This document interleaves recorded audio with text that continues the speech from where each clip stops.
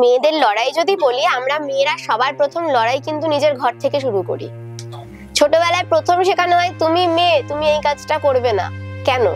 সেটা যদি কেউ না শেখায় তাহলে তো মেয়েদের লড়াইটা অনেক ইজি হয়ে যায়, মানে তার কাছে ওটা লড়াই থাকে না, ওটা স্বাভাবিক জীবনযাপন হয়ে যায়।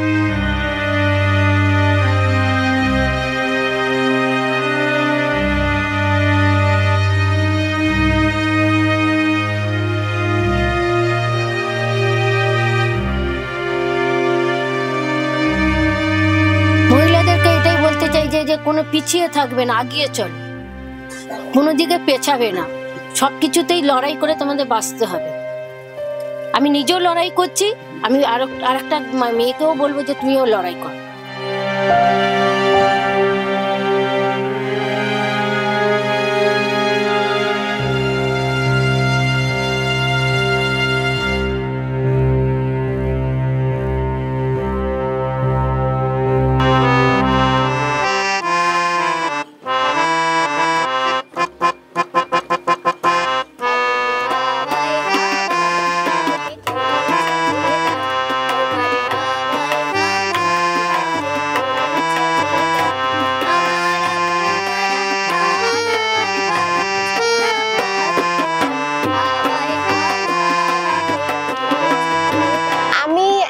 ছেলে আর মেয়ের মধ্যে কোনো কম্পিটিশন আছে বলে মনে করি না।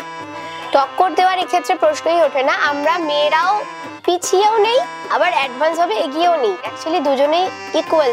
একটা পরিবার বা একটা সমাজ বা একটা সংসার যেটাই বলি, সেটাকে সুষ্ঠুভাবে যদি এগিয়ে যাওয়ার দরকার হয়, তাহলে ছেলে এবং মেয়ে উভয়েরই ইকুয়াল একটা রেসপন্সিবিলিটি থাকে সবটার উপর। তো সেই জন্য নারী দিবস আমরা এখন সেলিব্রেট করছি, সবাই অনেক কিছু করছে, সবই ঠিক আছে, কিন্তু প্রত্যেকটা দিনই আমরা মেয়েরা ঘরে বাইরে সমস্ত জায়গাটায় নিজেদের কাজগুলো, যেগুলো আমাদের দায়িত্ব কর্তব্য, সবটা পালন করি, এবং একটা পুরুষেরও সেটা করতে হয়।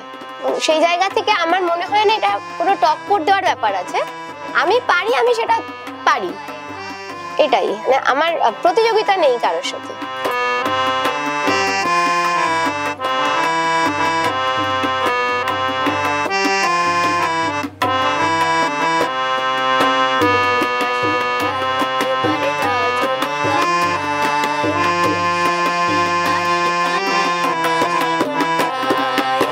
ওভারকাম করার বলতে, ছোটবেলায় একটা আফসোস হতো যে হ্যাঁ সবাই দেখতে পাচ্ছে, সবাই মতো আমি দেখতে পাচ্ছি না বলে অন্যদের মতো অত স্পিডে হয়তো দৌড়তে পারছি না, বা অন্যরা যে যে খেলাগুলো খেলছে সেটা আমি খেলতে পারছি না।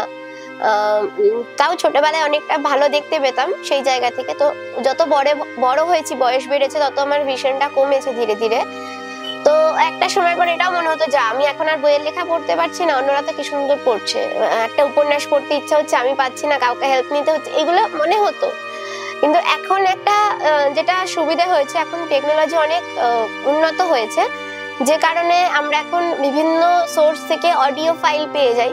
তো বই পড়ার যে একটা বড় জায়গা ছিল আমার, আক্ষেপের সবচেয়ে বড় জায়গা ছিল আমি দেখতে পাই না বলে বইটা পড়তে পারছি না, সেটা অনেকটাই এখন ওভারকাম করতে পারছি টেকনোলজির জন্য। এবং পড়াশোনার দিক থেকে যদি বলি, আমি কোনোদিন কোনো ব্লাইন্ড স্কুলে পড়িনি। আমার ছোট থেকে এত অব্দি আশাটা পুরোটাই আর 5টা সাধারণ ছেলে মেয়ের সাথে পড়াশোনা করেই আমি বড় হয়েছি। ও নিজের এটা খুব ইচ্ছা, কোনোদিন আমাদেরকে সেইভাবে, কিন্তু বাবা মা হয়ে যেটাকে লড়াই করতে হয়, স্কুলে দিয়ে আসা নিয়ে আসা, ওকে কিভাবে বেলটা শেখানো যাবে। মহিলাদেরকে এটাই বলতে চাই যে কোনো পিছিয়ে থাকবে না, আগিয়ে চল, কোনো দিকে পেছাবে না, সবকিছুতেই লড়াই করে তোমাদের বাঁচতে হবে। আমি নিজেও লড়াই করছি, আমি আরেকটা মেয়েকেও বলবো যে তুমিও লড়াই কর।